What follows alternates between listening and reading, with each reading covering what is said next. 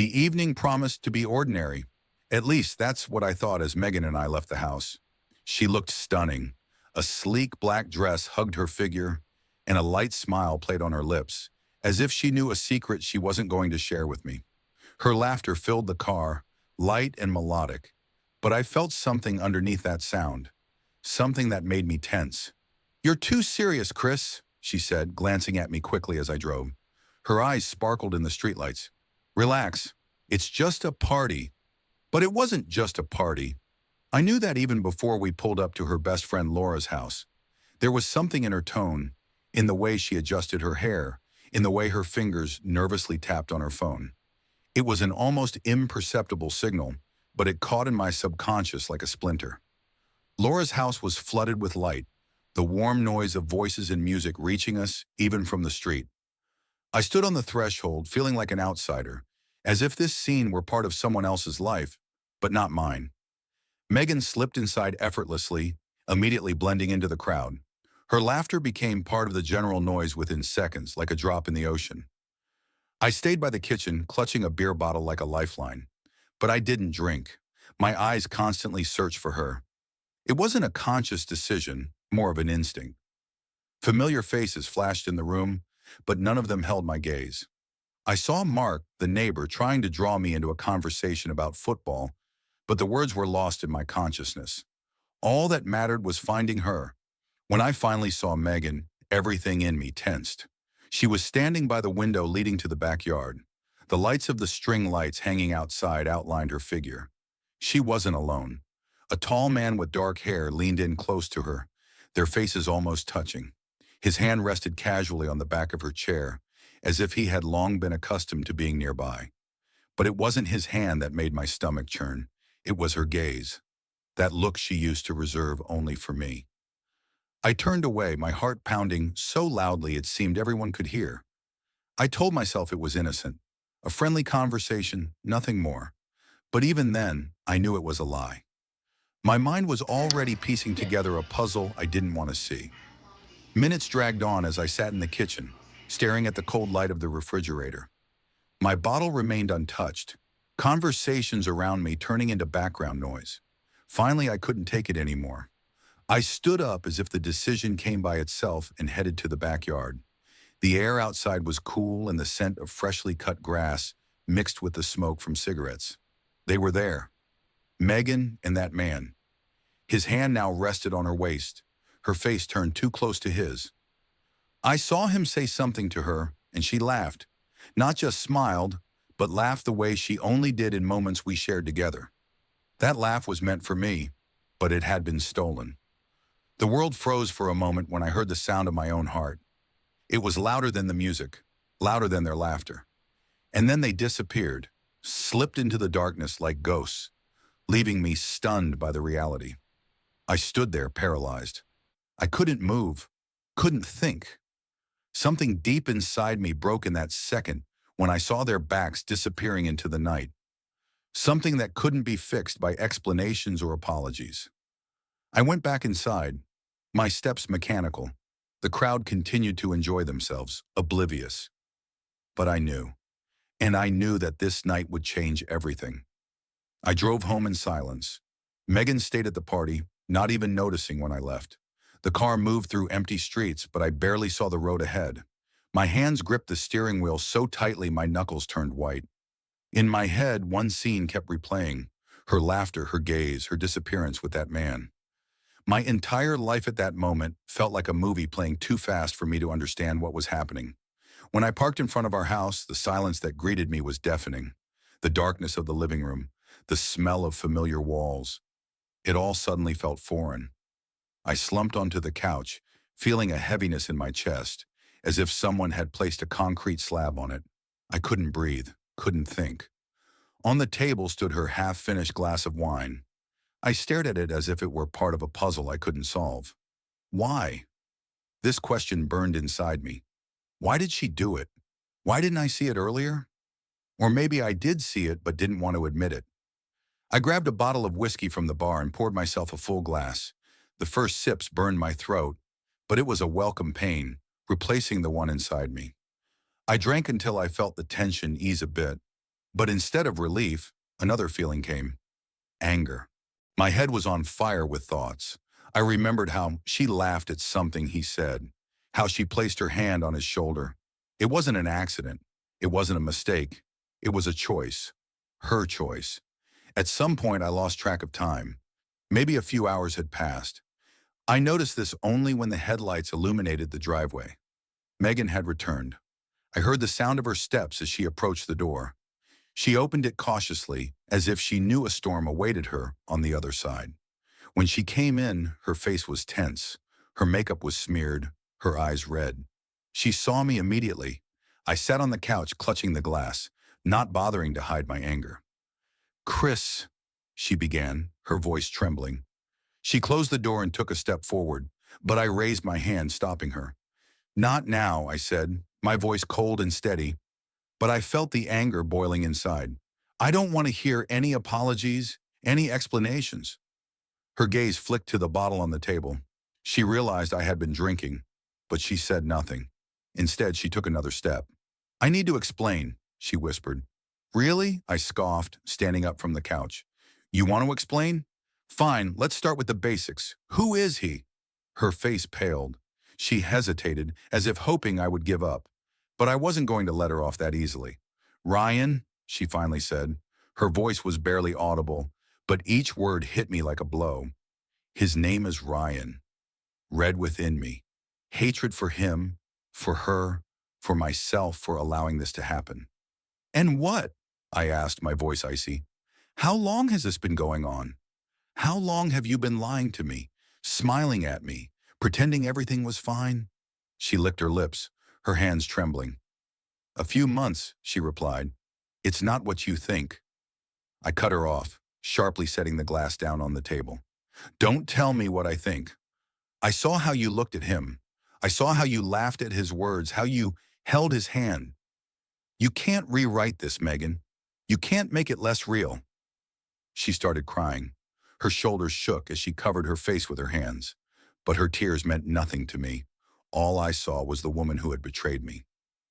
"Why?" I asked, my voice softer now, my anger giving way to pain. "Why did you do this? Wasn't I good enough for you?"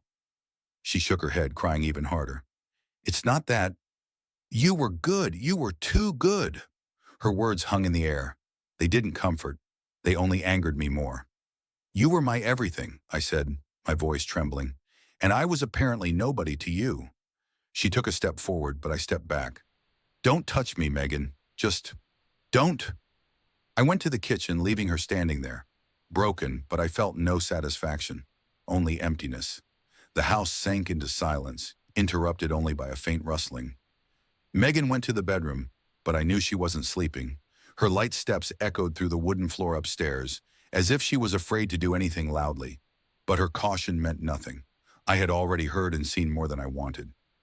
I sat back down at the kitchen table. In front of me stood the half-empty bottle of whiskey, but I didn't even look at it. My eyes were fixed on her laptop, left on the counter by the fridge. It stood there like a key to a puzzle, like a witness to her betrayal. My breath became uneven. What was I about to do? Search for confirmation of what I already knew? Or find something else that would make this pain unbearable? I opened the laptop. The screen came to life, and the first thing I saw was her wallpaper, a photo of the two of us on the beach taken a few years ago. She was laughing, hugging me around the shoulders, and I was looking at her with an expression that now felt foreign to me. I quickly averted my gaze and started acting. Her password. I knew it. Our anniversary. My fingers trembled as I typed in the numbers. The screen flickered, and I was in. My heart pounded so loudly I was afraid it would give me away, even in this emptiness. I didn't know exactly what I was looking for, but as soon as I started digging, everything fell into place. Her email inbox was neatly organized, but I found a folder labeled Work. In it were email chains that, at first glance, seemed ordinary, but among them were exchanges that stood out. They were all signed by one name, Ryan. I clicked on the first one, and the screen filled with words, his words, her words. "Last night was incredible. You make me feel alive." Ryan. "I feel the same way. Every minute with you makes me forget everything else." Megan. My hands clenched into fists. I continued. The words flowed like poison, seeping into my thoughts. There were plans, schedules of meetings, hotel bookings under pseudonyms. They laughed at their caution, turning their betrayal into a game. Each message added another layer of pain, but I didn't stop. I found details that confirmed what I had seen with my own eyes. It was all so methodical, it couldn't have been an accident. She knew what she was doing. Each of her steps was calculated. But one message stopped me in my tracks. It was short, almost terse, but it contained the essence. Maybe it's time to tell him. You deserve to be happy, Megan. Ryan. My chest tightened. They were discussing me, my life, my marriage. It was all something they could just discard when it got in the way of their happiness. I slammed my fist on the table so hard the sound echoed through the kitchen. I turned off the laptop and stood up. My anger was boiling, but underneath it was an emptiness so deep I was afraid to look into it. I paced around the house like a caged predator. I wanted to act, but I didn't know how. My fury demanded an outlet, but the world remained motionless. And then I realized that this anger couldn't be calmed with words. It demanded revenge. I returned to the kitchen, took my phone, and started searching for him. Ryan. Social media gave me everything I needed. His photos, his job, even the places he frequented. He was an open book, and this only strengthened my resolve. I wrote down everything I could find. His LinkedIn profile, his Instagram posts, self-satisfied gym selfies, motivational quotes that now sounded like mockery. Live your truth, one of his posts read. I almost laughed. His truth?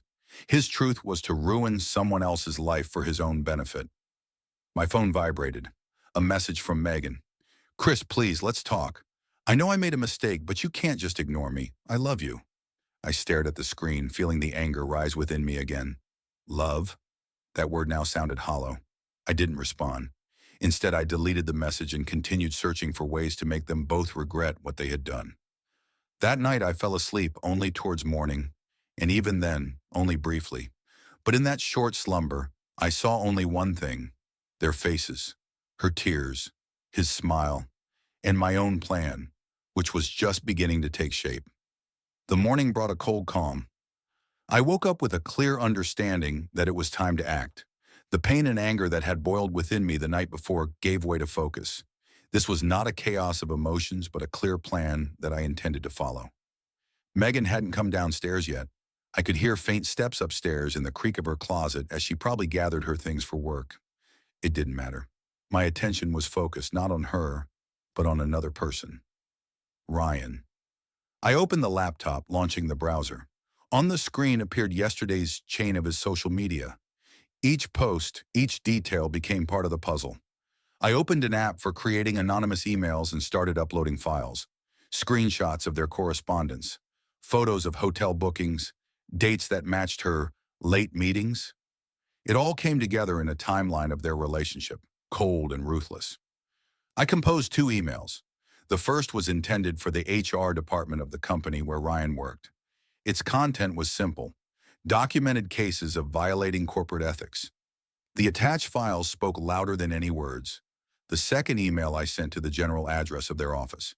It contained nothing extra, only a few screenshots with clear evidence of his relationship with a colleague, my wife. I felt no guilt, not for a moment. When I heard Megan come downstairs, I closed the laptop. She stood in the kitchen doorway, her face tense. Her gaze met mine, but I said nothing. She wanted to say something but remained silent. Only after a minute, cautiously shifting from one foot to the other, did she speak. Chris, her voice was soft, almost pleading. We need to talk. I know you're angry. I know what I did. I slowly turned to her, looking into her face. It seemed so familiar, and yet so foreign. Talk? I said, my voice cold. You think we can talk this out? You think you can explain away what you did? Her eyes filled with tears. She tried to approach me, but I raised my hand, stopping her. Don't, I said. Don't try to fix something with words when you've already destroyed everything with your actions. She froze, her shoulders slumped, and I saw that she genuinely regretted it. But it wasn't enough. Regret doesn't undo betrayal. "I'm quitting my job," she said after a pause. I'll cut all ties with him. I'll do whatever you want." I looked at her. My words were icy. "You're doing this for yourself, to ease your guilt." Her face paled and tears streamed down her face, but I turned away. I couldn't look at her now. Too much about her reminded me of who she was and who she had become. "Go to work, Megan," I said finally. "I don't have time for this." She hesitated for a moment, then gathered her things and left, closing the door behind her. Her car started, and a minute later I heard her drive away. The house sank into silence again, but this time it was a different silence. It was emptier, more oppressive.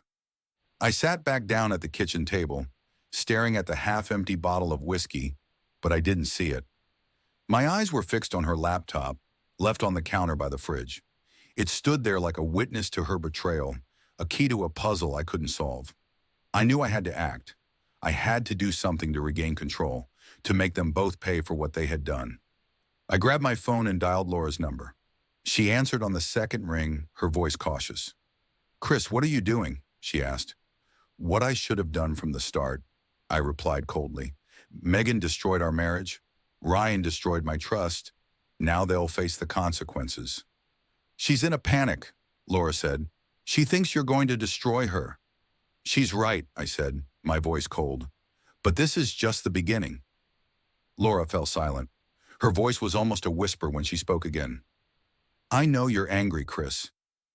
And you have every right to be. But revenge won't bring back what you've lost." I paused, her words hitting me like a blow. She was right, but my pain was too deep to just let it go. "Maybe," I said finally, "but I'm not ready to forgive, and I'm certainly not ready to forget." The conversation ended, but I felt something new rising within me. It wasn't anger, it was a cold resolve, and that resolve drove me forward. The evening brought a tension that was almost palpable.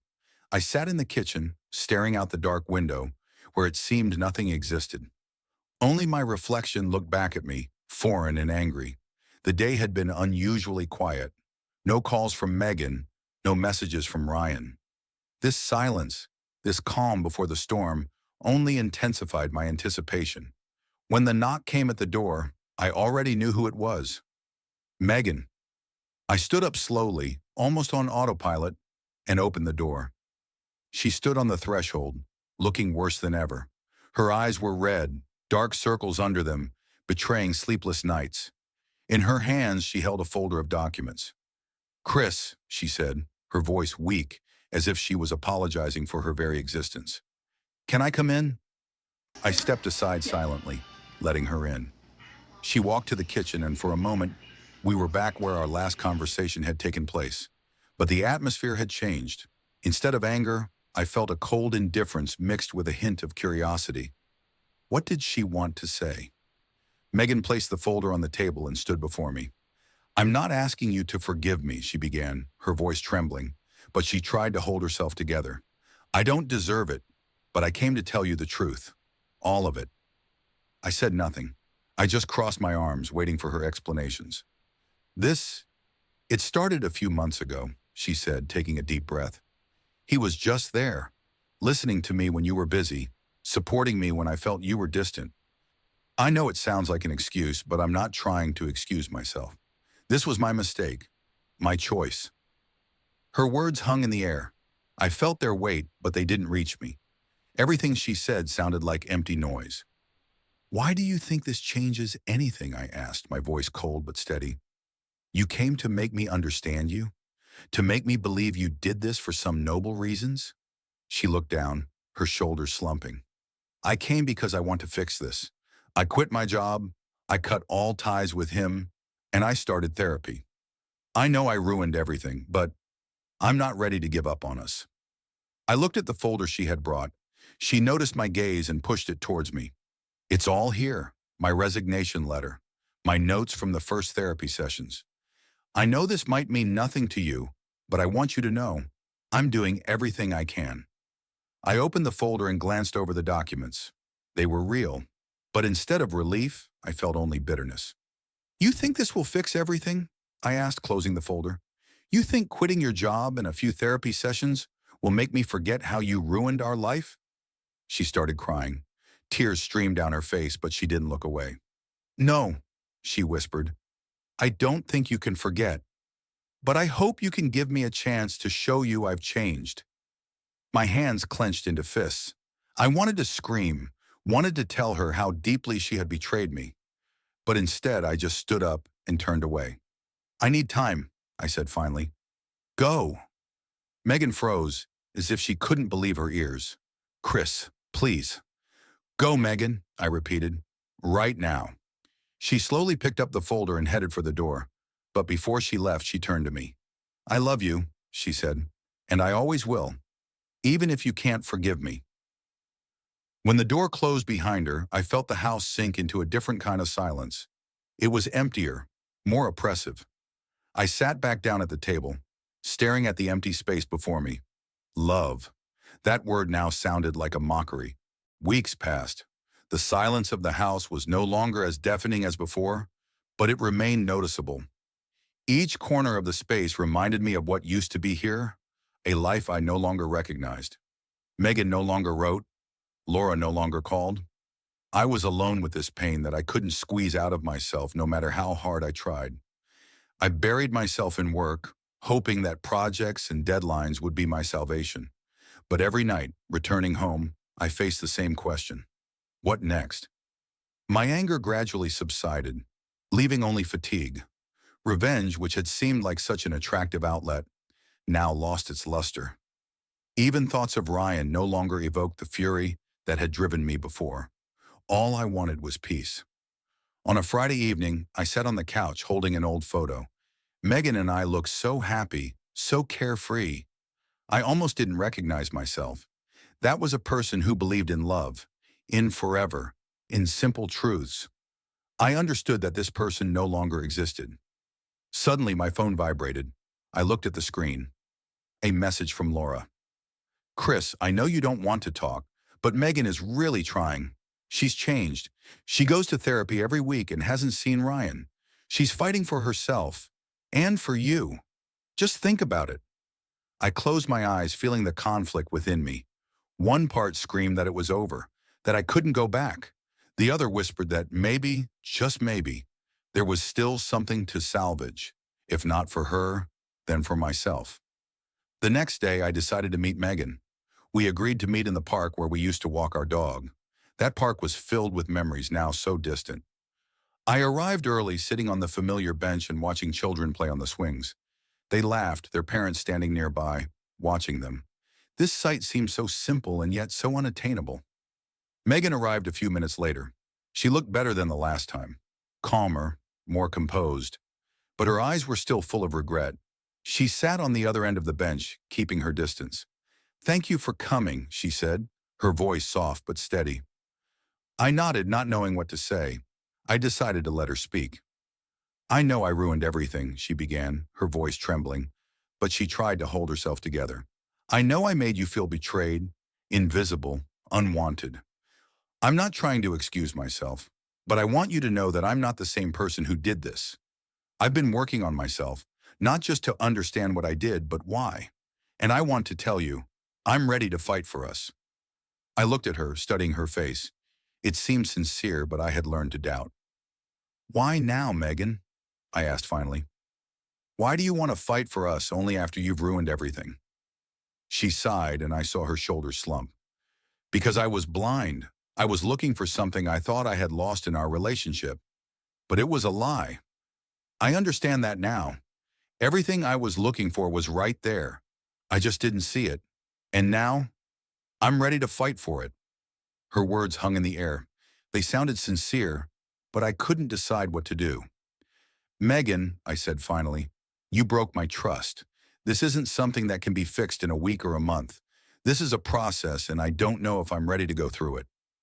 Her eyes filled with tears, but she held them back. I understand. I'm not asking you to forgive me now. I just want you to give me a chance to prove that I can be different, that I can be the person who deserves you. I fell silent. This moment, this choice, seemed too big, too important. But deep down, I knew I couldn't give an answer right now. When we said goodbye, I stayed on the bench. I watched the sun set behind the trees. I didn't know what awaited us, but for the first time in a long time, I felt a spark of hope. Maybe the path to healing was possible. Maybe not for us, but at least for me. And for now, that was enough. Maybe the end is just the beginning of something new.